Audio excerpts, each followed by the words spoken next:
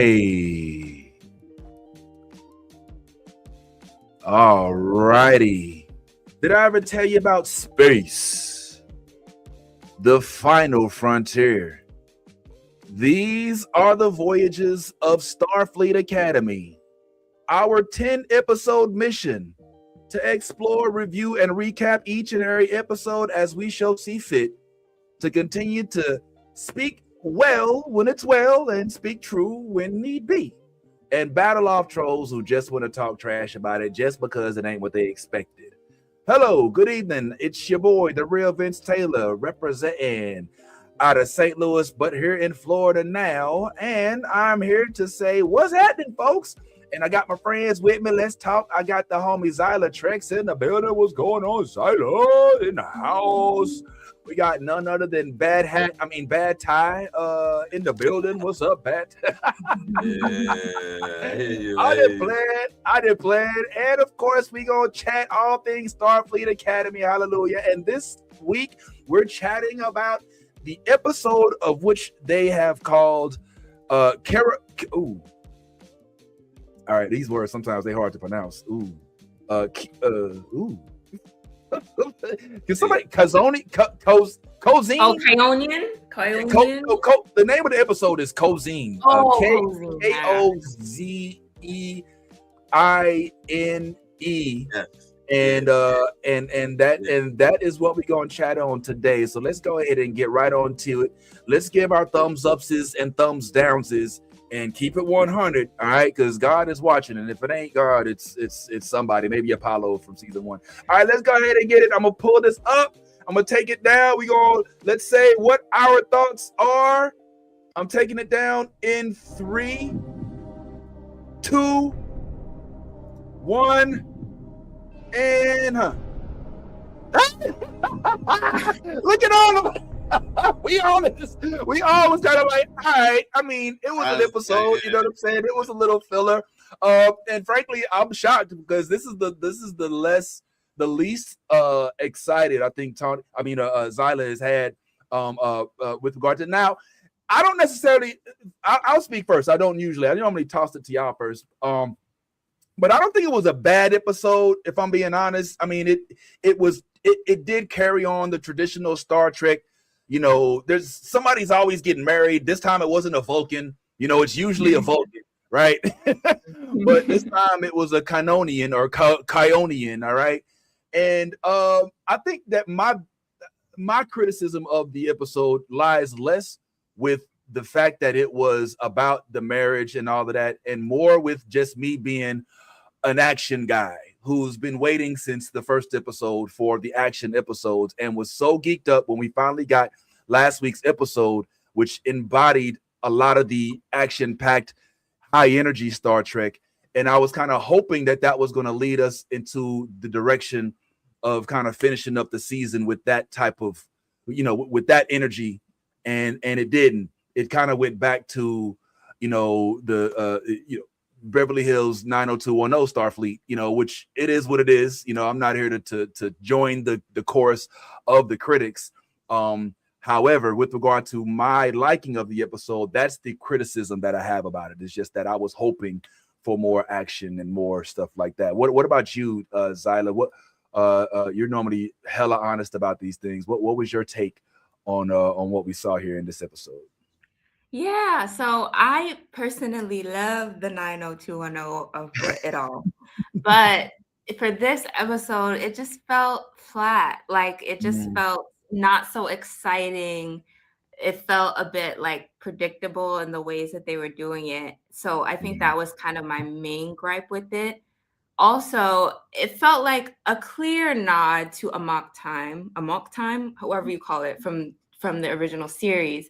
And there was so much parallel with it. And yet, how is Amok Time from the 60s going to be more gay than this? Like, it was giving, like, I don't know, it gave none of the charge or whatever of Amok Time.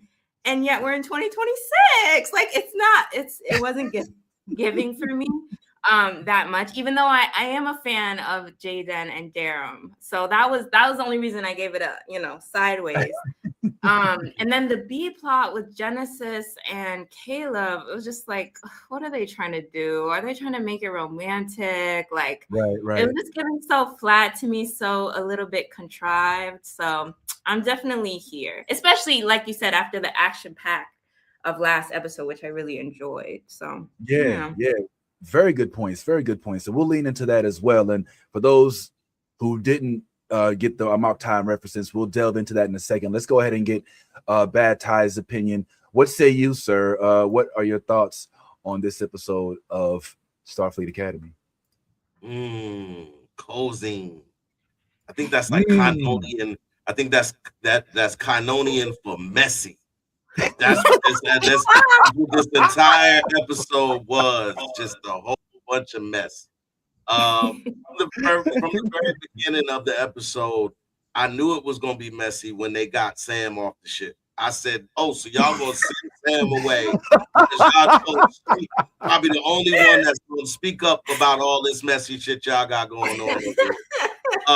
So that's what it felt like. It felt like anybody who would say something about this messy shit, they got off the ship. They was like, "All right, first officer, you know you got to go because you're gonna definitely say something and say we about to get messy." And look, they did exactly what I thought they was gonna do in this episode. I knew from the very jump when they hinted at Genesis and Caleb like being attracted to each other, and then all of a sudden here comes Tarima, and he totally forgets that he even looked at Genesis any kind of way. And I knew there was a circle back coming, especially once I found out that Darren was like, hey, he might not even want Genesis. He might just want to mess with my man. So I'm looking at it like this. This episode to me was showing that, hey, this version of Star Trek, we gonna get messy. There's gonna be times where you might think this person and this person is together, and we gonna flip it real quick, and this person with this person next week. So you never know how this is gonna work out. But I thought that the whole episode came to like, for me, the ending was the wedding speech. I said, now this is the culmination of messy, because what happens is you get a beautiful like let's tap into that for a minute, right? You get this beautiful, well put together presentation of how I see this gentleman whom you are marrying today, Miss I think Kyera was her name or something like that. And the whole time I'm listening, I'm like, oh, this is so sweet and heartfelt and all of that. But it also sounds like you really over here like fawning over the groom, nigga. Like you just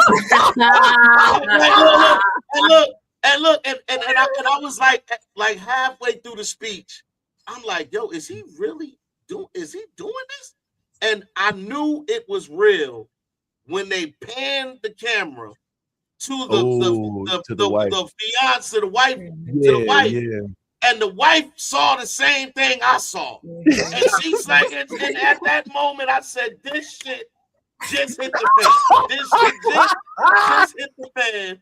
This is what we're doing, and I'm here for it. That was the savior of the episode, but also the moment when I was like, all right, man, let's move the next week so I can get back to the action and some of the stuff. Because again, we didn't even talk that much about Tarima. Tarima. Like Tarima damn near saved the world last week, and now like she damn near saved the world last week, and all we know is she got shipped off, and we ain't even get like a scene where it just skips over where we can see her laying in the bed, you know what I'm saying, or something. At least, at the very least, let her phone, her whatever pager ring from the text message that he sent or something, so we know she got it. Like something. Come on, like you don't just show her in that light the last episode and just, man, this was definitely some people got some time off, some much needed time off this week, and as much as I love this show, this was messy, y'all. Y'all knew what y'all was doing when y'all put this shit together, and that's what it felt like. Y'all just was putting shit together. Y'all was like, just like, well, what do I wear? Just girl, just go in the closet and get whatever. Just put it all on. Just throw it all on. We're gonna do it like that. So that's what it felt like. That's what it felt like. It felt like a just woo, yeah, man. So let's hope we snap out of it. Let's hope we snap out of it for next week. Yo, I love the I ain't got nothing to wear, just throw something on analogy. Like that is hilarious. Yeah. I mean, obviously that's not the case because all of these were written in advance. But I get what you're saying. I mean, when I'm watching it, maybe y'all feel the same way, but I get the sense that they're planting seeds, right? Like even if you watch the opening sequence, it's all about floral decor, and you see like leaves falling, and I think the very first thing you see is like a branch sprout up from the ground, which I think is meant to be symbolic in so many different ways. Like it's meant to show that, hey, we're having new people come in, and this is a new, generation of Star Trek, and so we're going to go. But I think it also could be symbolic in that it's planting seeds that we won't necessarily see the fruits of those seeds until future seasons. Kind of like when we started off with Michael Burnham as in Discovery, and she wasn't even captain, you know what I mean? And you kind of wondering as you're watching, you're like, is this show about somebody that's not the captain? Have they done that before? You know what I'm saying? And then you kind of watch her character arc and go where it goes. So I'm in agreement. I also want to shout out our Floridian. What's up, Russell? I see you pulling up, man. Russell is in Fort Lauderdale. All right, appreciate you, man, for pulling up. We definitely want to shout out folks that are following live along with us. Another thing that I think was interesting in this episode, well, to kind of hark back to what Zyla mentioned, was the Amok Time that was immediately where I automatically thought of y'all two, believe it or not, for different reasons. All right, I thought about Zyla because I kind of figured you were going to get that reference. You were kind of even if you didn't watch it, like you're so immersed in the culture that you're not going to be able to get it off your timeline. If you're scrolling, somebody's going to make that reference and you'll know it. So for those unfamiliar, in the very first Star Trek the original series, there was this classic episode, and when I say classic, I mean classic because Spock had to fight Captain Kirk. All right. Now, and what? All right, I would tell you something real stupid. This is real dumb. I'm gonna go ahead and do a solo shot on this one. One of the reasons why I love this episode, it's not because of Star Trek. It's because of a movie called Cable Guy. If you watch Cable Guy, if you're a Jim Carrey fan, Jim Carrey came over and did this impression of this episode of Star Trek, and he had to fight Matthew Broderick, and he was like, he was doing all the music. You know what I'm talking about? Do you remember this scene? Like he was battling Matthew Broderick because he was trying to, and he's like, it's like that scene from Star Trek. Remember Star Trek? He was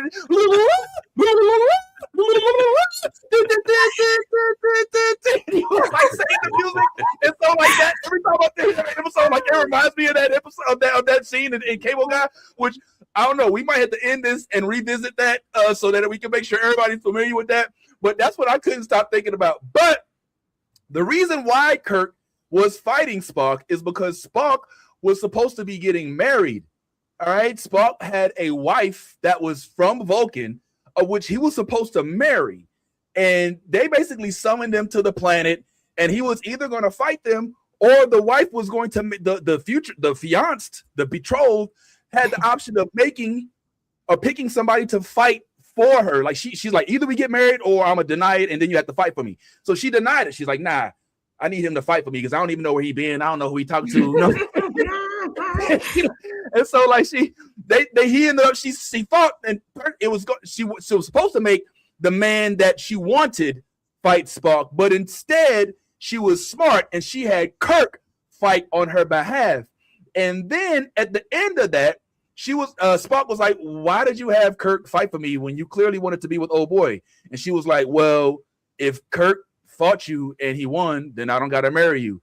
If you fought and you won, then my man would have fought for me. Like I'm probably saying it wrong. No, yeah. She logicked the whole thing. She logicked the shit out of it. And I remember Spock, his response was, logical. he wasn't even mad. He was like, that's a good plan. I ain't gonna lie. That was good. I see what you did there. I ain't mad at it. And he went up to the bull that she was courting, and he was like, yo, you want baby girl? He was like, yeah. He was like, she's yours. Like, I don't, you good. Simple. I'm cool. And that's why I thought about Zyla. I thought about you, Ty, because you and I both sat and watched every episode of Strange New Worlds.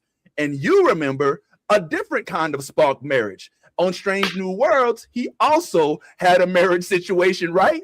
Where the wife, and in both instances, the wife, all right, forgive me for being shallow, it ain't like the wives are like, it ain't like you like, hey, baby, I'm gonna go ahead and go out. You stay home. I'm gonna walk 10 feet behind you. The wives is lookers, you know what I'm saying? It ain't like he's got like a bunch of like people that don't work out or don't care about what people think.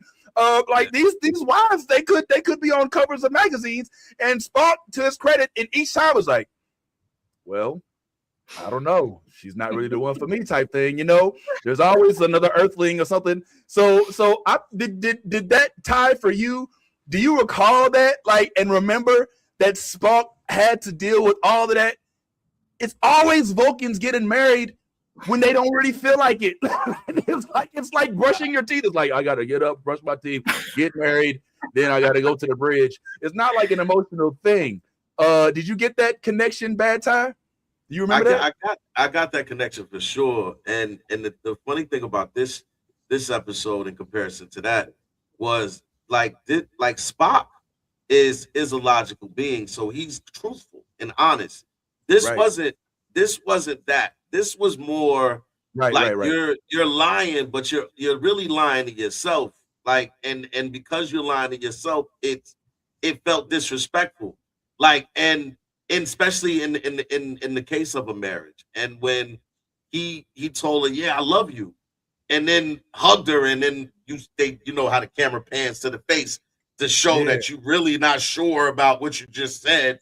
So it's like all of that. I'm like, yo, you doing this with this beautiful black queen, and you think you about to just get that pass? Nah.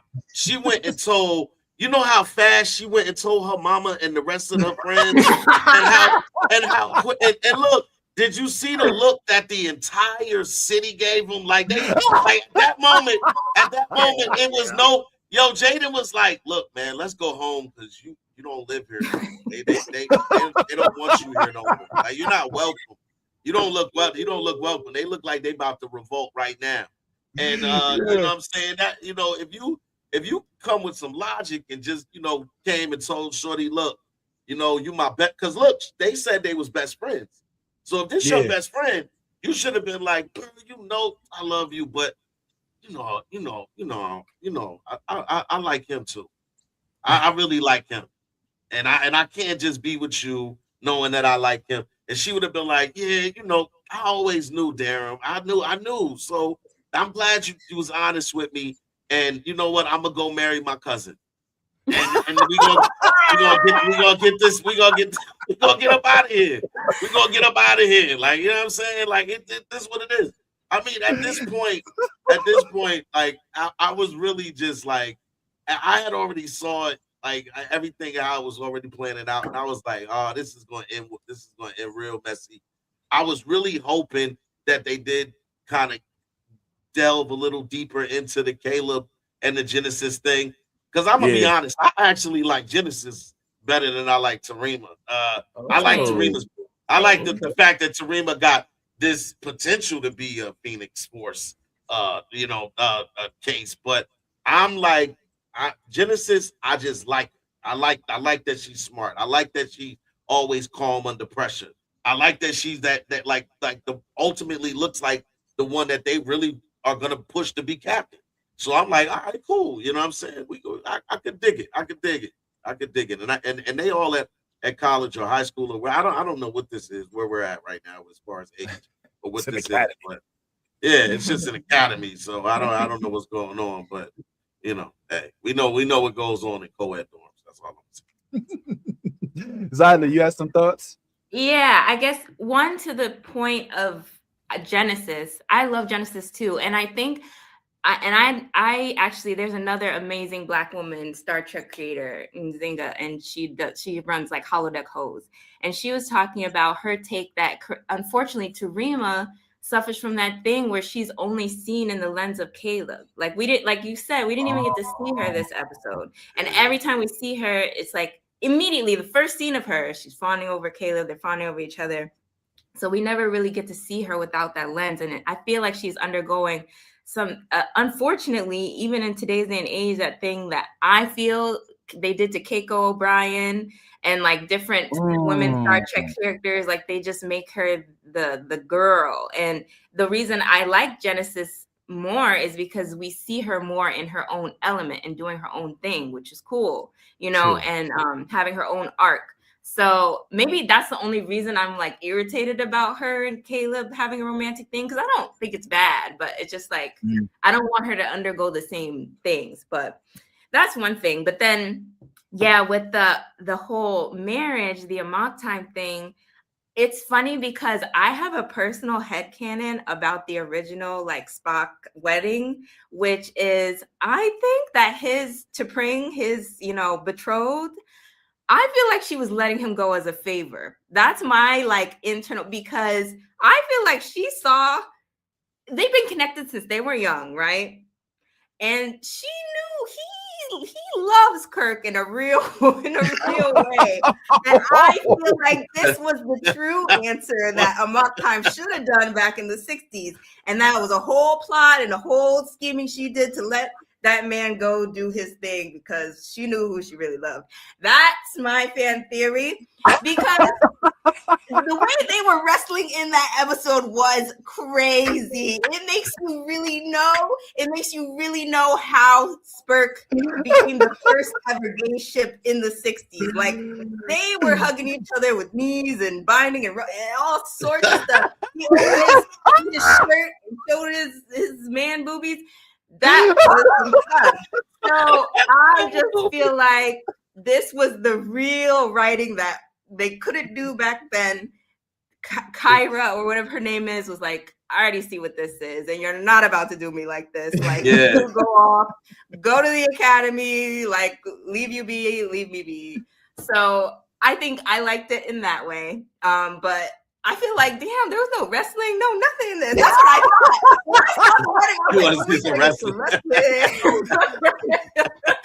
But no such. There you go. Exactly. It was crazy. But you know, it is what it is. I don't get everything I want. Yo, okay.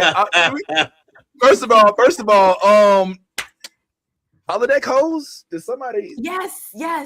It's so good. Mostly on TikTok. Maybe that's why, but I'll put you guys on. I'll find the app. So good. Yeah, that sounds up my alley. For research purposes, of course. And yeah, she just dropped the hellified theory on me. I never even considered the possibility that Spock could be in love with Kirk, but I like where that goes. It makes too much sense. That's the guy right there. Just so you know, like this is the dude that T'Pring chose.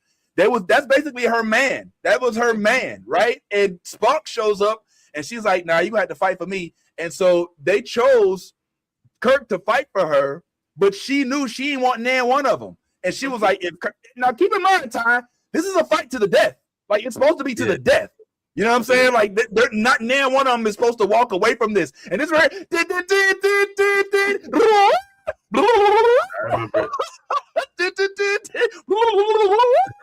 Most of these are stunt actors, by the way. So her whole thing was, well, if Kirk killed you, then I wouldn't have to worry about you. If you killed Kirk, then I just would have been like, yo, I don't want you, or whatever. And he was like, logical. He wasn't even mad about it. He was like, I ain't even gonna lie, it fits. And to his credit, like he went up to old boy, was like, you won't, and that was what it was. I do want to say this real quick. Why they can't? Is it just me, or is it like they can't? Like they won't give one. All the characters got multiple love interests. Like don't nobody got just one love interest, right? I mean, if you have a love interest, it's not just one. for the characters like Sam, we haven't gotten the love interest from Sam yet. She's just in love with people and just wants to learn everything and all that. Everything. You know what I'm saying? And the couples, the actual couples like Gina Yashir and Tira, they're a couple and they're OGs. So now they're in the whole thing. But Caleb, okay, he's in a whole triangle. That's not somehow Jaden Craig then became the bad bitch on campus, and he's just everybody is just like, oh, you seen Jaden today? Oh, the locks is just like they fighting over this dude like he is top model, like you know what I'm saying, season 1. And this is Eva Pink, whatever her name is now. So like it's just interesting, and so I ain't gonna lie to y'all, man. A small part of me was zoning out a little bit in the middle of the episode because I was kind of like, all right. But I will say this: I was very happy that they actually did decide to make Durham go along with the wedding. Because at one point in time, I thought we were going to get one of them runaway bride situations where he's like, I can't do it. I can't. My heart belongs to another. I think that it's very significant that they decided to make it so that this isn't a matter of whether I like her or not, or whether I should do it or not.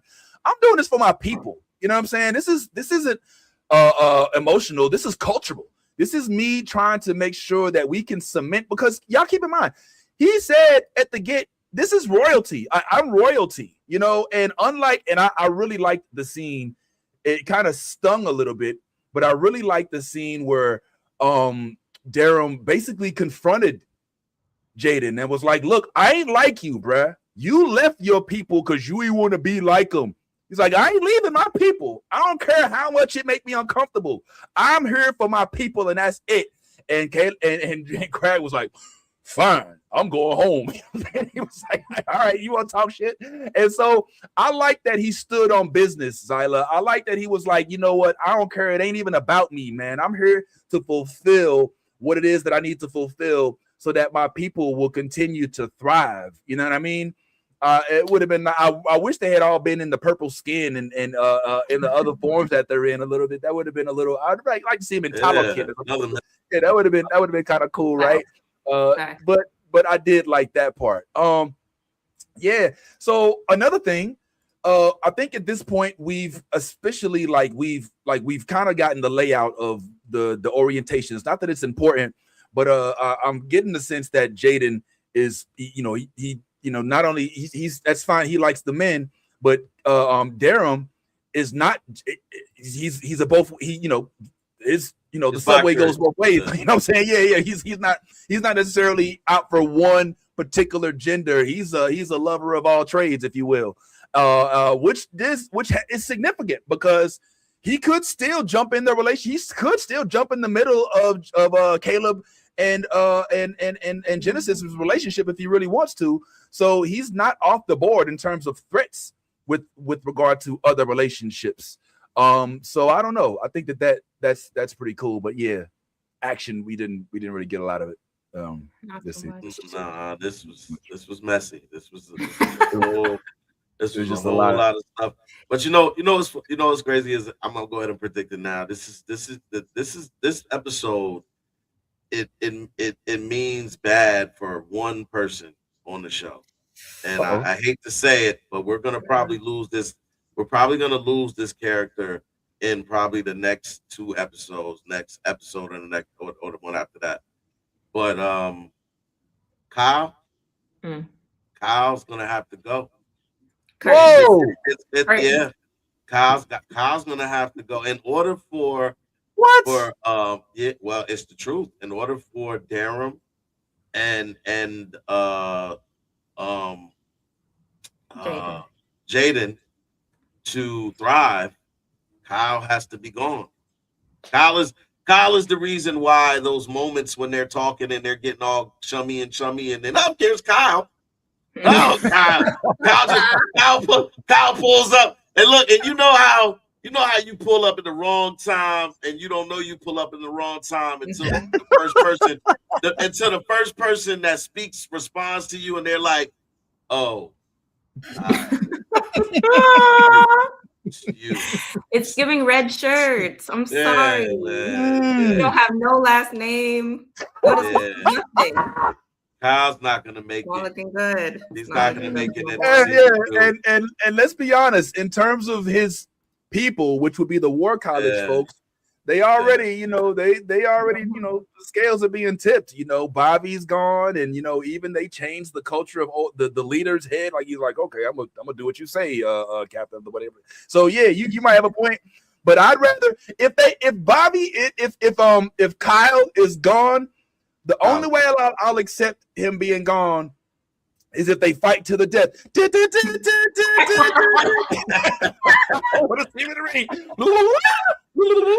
I'm gonna find that scene. I'm gonna show it to you. Like, I gotta see it. The dumbest shit I've ever seen about. Like, it's oh my god, the cable guy scene where they're around the fire and he sings a song. He sings, what's the other song he sings? You know what? We don't have time. I ain't gonna sit here. I'm gonna think about it. But if I think about it, I'm gonna stop whatever you're saying and I'm gonna start singing it and interrupt you if it means time. So a couple other things real quick, just some quick mentions. So then we'll, if you don't mind, we'll talk about our individual Star Trek journeys. So another thing that we did see in this episode was that, like you said, the B-roll of this was Genesis and her having, I don't even want to call it a dark side, but let's call it like a secretive side. And I'm gonna be honest. This right here, y'all, is where I kind of was like, all right, what the fuck are we doing? You know, for the first time, I kind of was like, you know, and let me explain. So she gets, just correct me if I'm wrong. Y'all follow me on this journey, if you will. Mm-hmm. She gets her captain, Nala, right? Nala. Nala. Mm-hmm. Nala says to her, hey, look, I'm considering you for a captain type position. All right. And she said, oh, great. And so what does she decide to do? She decides to go and essentially use the little bit of power she has and knowledge she has to sneak onto the bridge and to find a key so that she can go back and alter the references that got her the opportunity to actually be promoted to captain in the first place, which I know she's not promoted to captain. It's just a fast track type thing. But none of that makes any sense to me. Just help me understand. Like, you're going to be deceitful one way or another. Like, there's no, at that moment, it's like, okay, well, either I accept the deception that I've already put into the universe, or I add more deception to it by sneaking onto the bridge. All right. And mind you, this is like the 32nd century, like as if they don't have surveillance. You know what I'm saying? Like they don't got, there's no, like what the fuck are we doing? Like there's no ring light. There's no freaking monitor. No, there's no motion sensors. Like this is the 32nd century. And so she's sneaking onto a spaceship bridge, expecting nobody to know about it. And then what she's supposed to do? She's going to steal something so that she can make. So this is the part that got me mad. So that she can unalter the letters of recommendation so that she what's really the plan? Like I really don't get it. Like what was she gonna do? She was gonna go in and then take away what it is that helped her get the promotion. And what was that supposed to do? What were they gonna do when they found out that it was altered? Like none of it made any sense, Zyla. I'm sorry. I'm a little juiced up. All right. Yeah, I'm with you. I was like, what are we doing? What is really happening right now? Am I tripping?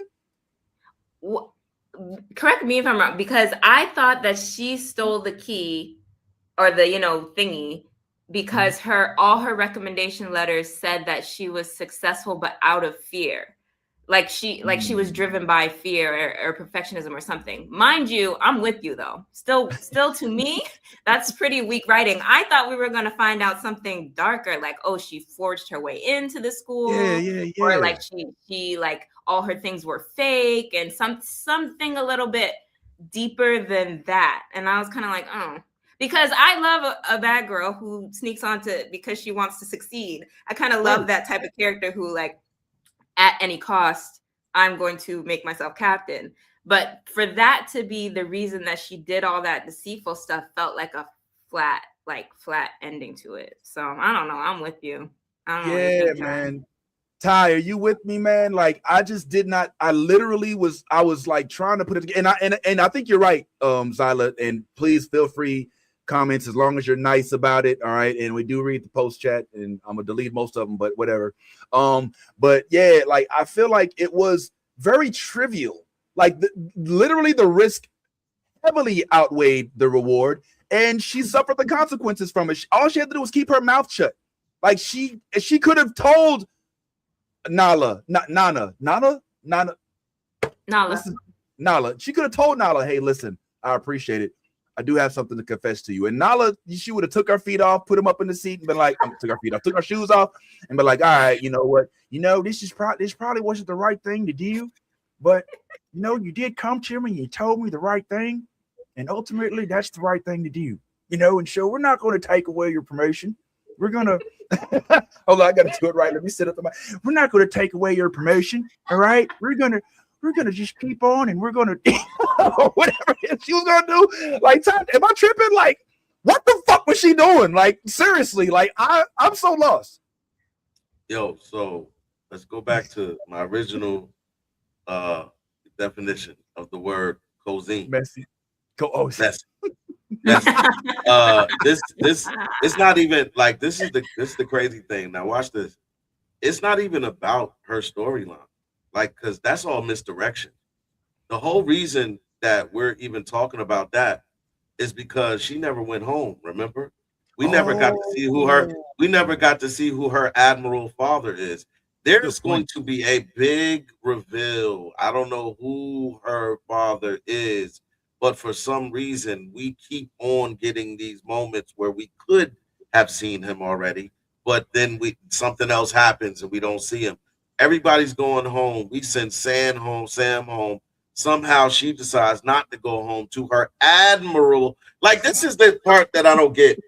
Your father's an admiral in Starfleet. Girl, you don't need to be going to sneak and do shit.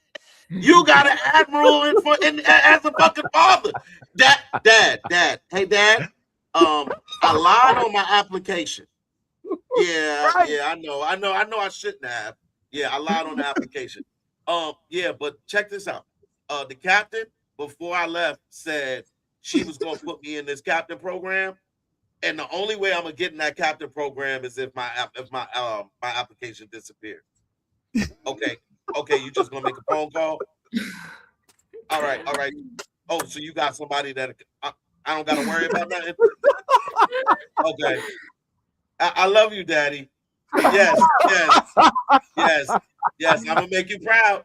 I'm gonna make you proud. I promise. All right, bye. That's how simple that could have went for the whole episode if that was the basis of what is the reason why she stayed. I stayed because I needed to. That none of this shit made sense, and that's why I said it was all messy. So, this is more about we didn't want to show y'all who her daddy is yet. We're gonna wait because it's a big reveal.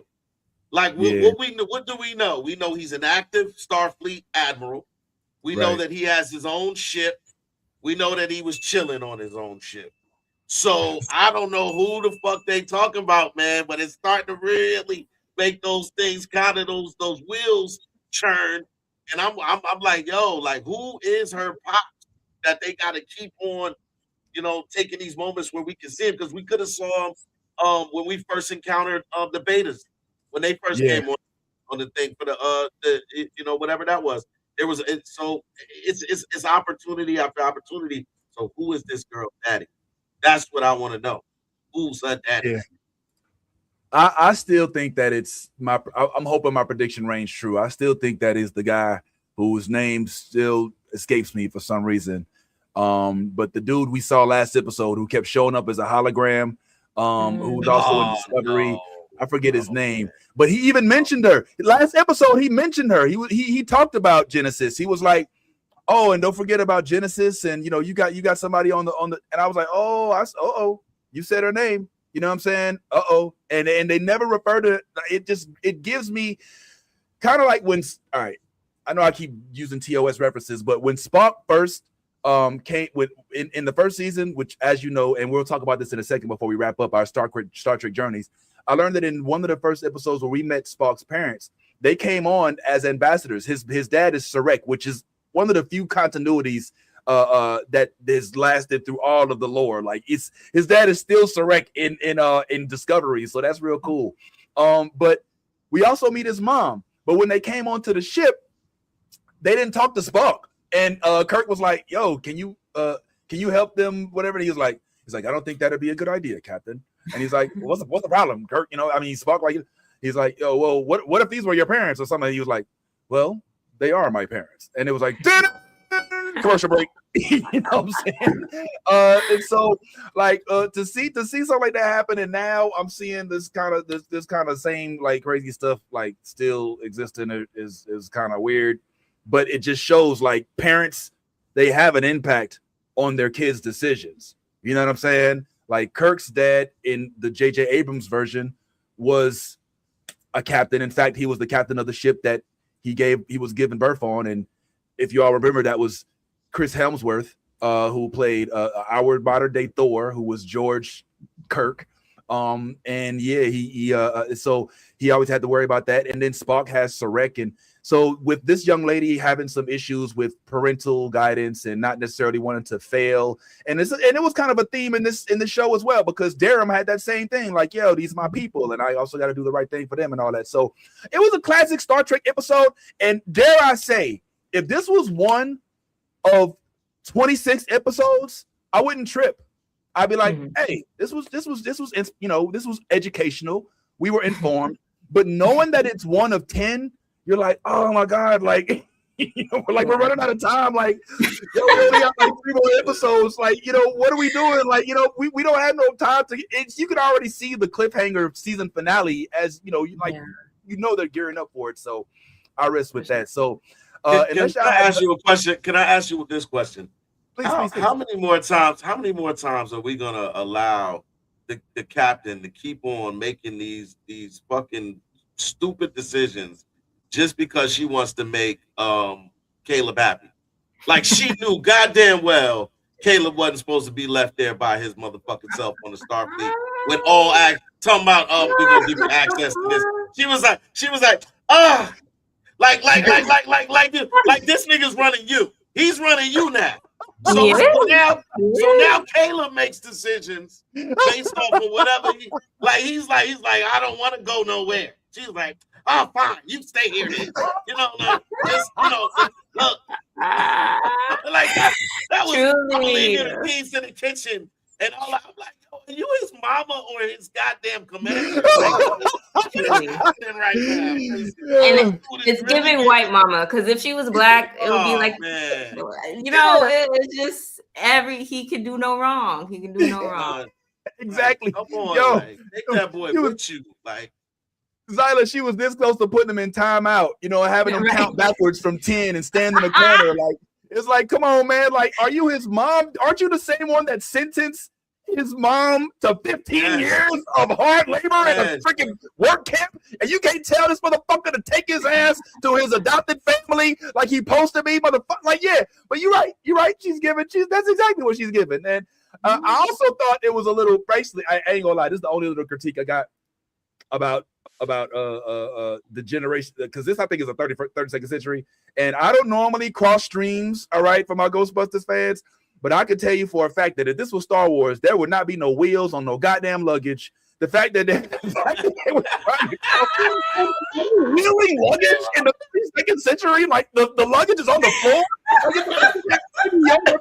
With a freaking flying spaceship. You know what I'm saying? And you're closing some luggage in the 32nd century. If you don't walk this shit to your goddamn apartment, like, what the fuck? Like, you literally throw this shit in the transporter. Like, what are you doing? All right, I think we've given them enough on this particular episode. We'll keep talking about some stuff here real quick. But before we start getting up out of here, I thought it'd be nice, because all of us right now, for those who don't know, are actually operating on our own independent Star Trek journeys. Now, as for myself, I've already had, over the last few months, I had the opportunity to rewatch Deep Space Nine, rewatch Voyager, because I watched them originally as kids, and as a kid, just one child.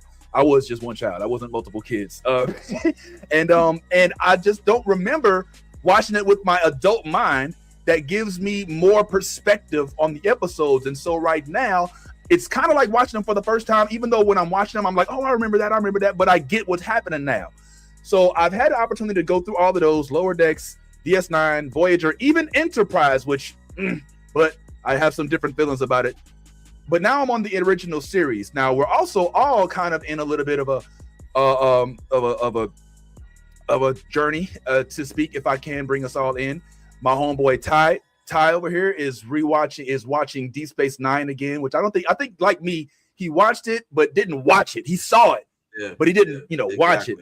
And Zyla is also on a Star Trek Discovery journey. Hallelujah! So she's getting to know Saru and Michael Burnham and even Giorgio and all of those cool characters. So I'm just curious as to where you are with your journey, how you feeling about it.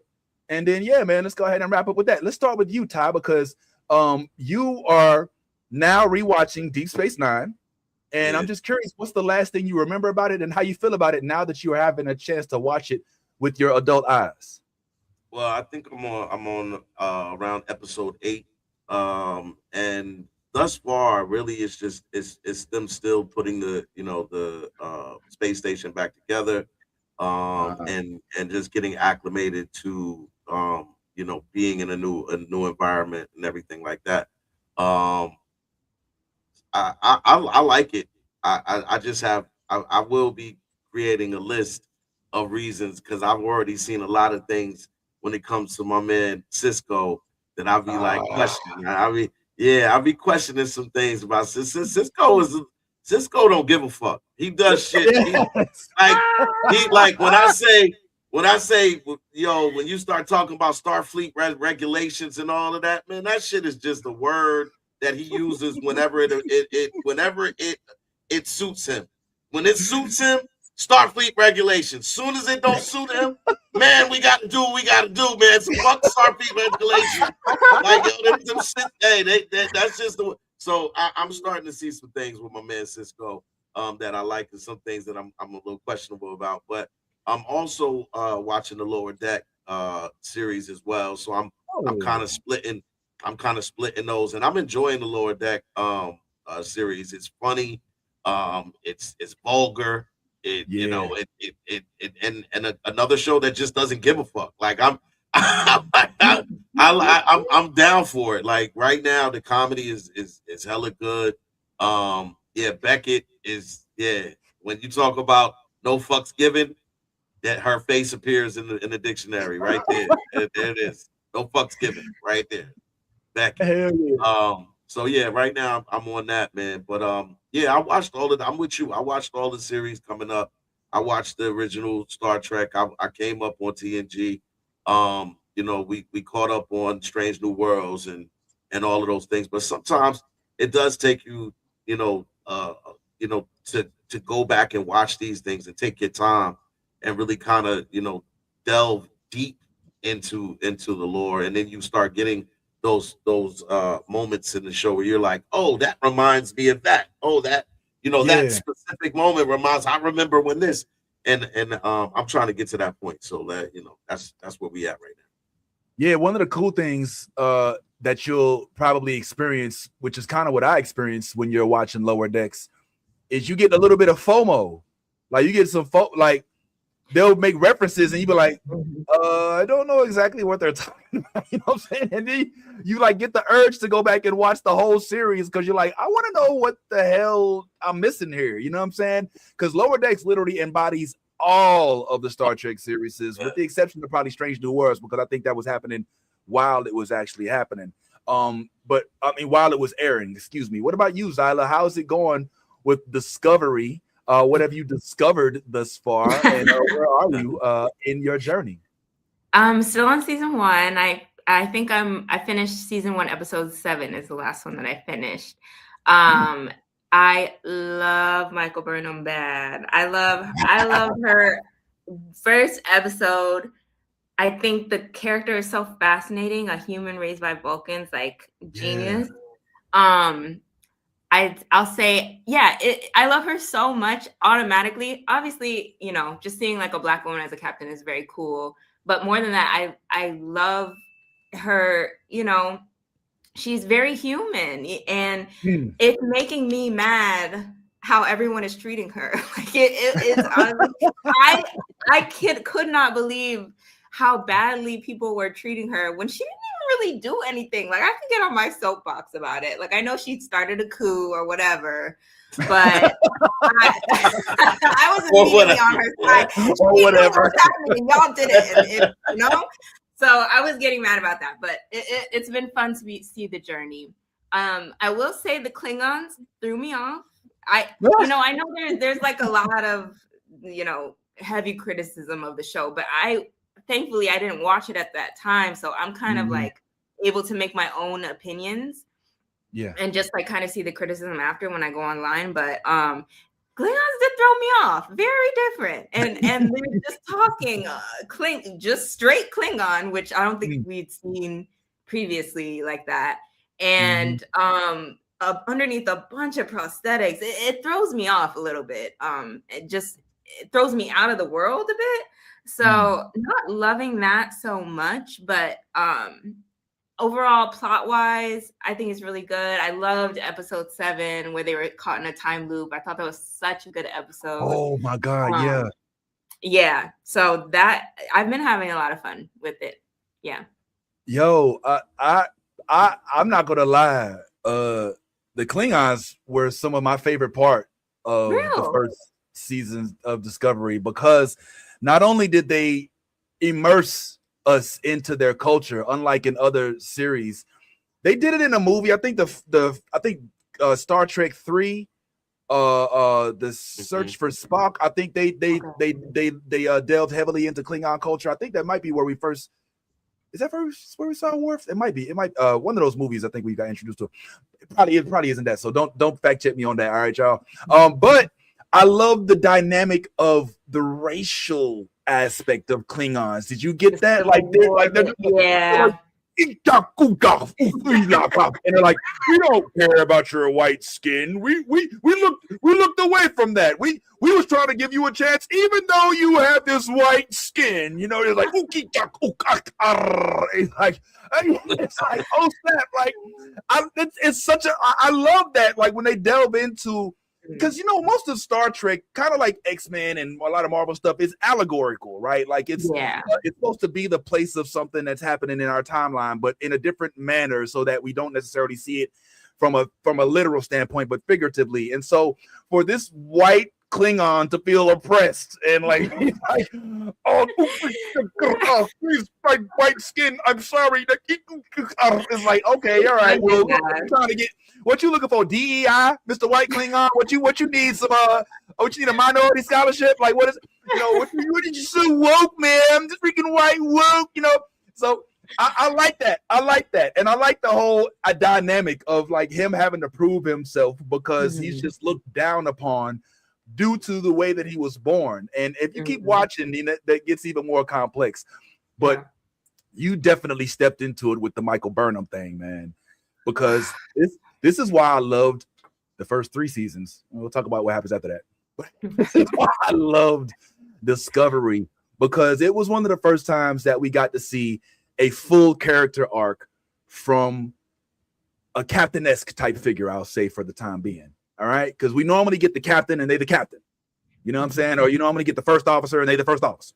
But in this one, you see them go from first officer to in prison to I don't know what they're going to do to who is this? To maybe time travel, maybe not. I don't know. I'm not going to give nothing away, but definitely, I can't wait to hear you tell us a little bit more about your Star Trek journey. My Star Trek journey, just to close us off here, like I said, is in the original series, excuse me.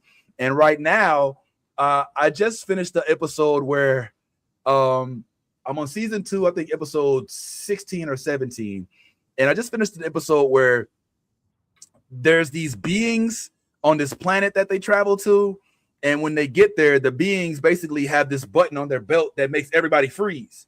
And so they as soon as they get there, everybody and like, oh, you can't move. They're like, yeah. All right, now that you're here, we're not going to let y'all move unless y'all take us to our galaxy. He was like, where's your galaxy? The Andromeda Galaxy. He was like, well, that's 300 years away. He's like, no problem. We're going to be a legacy ship. So it is what it is. You know what I'm saying? And they're like, okay, we're not doing that. He's like, yes, you will. In fact, if you don't, he turns two of the crew members, one of them black, one of them white woman, turns them into basically little balls of salt, like little like Rubik's cubes of salt.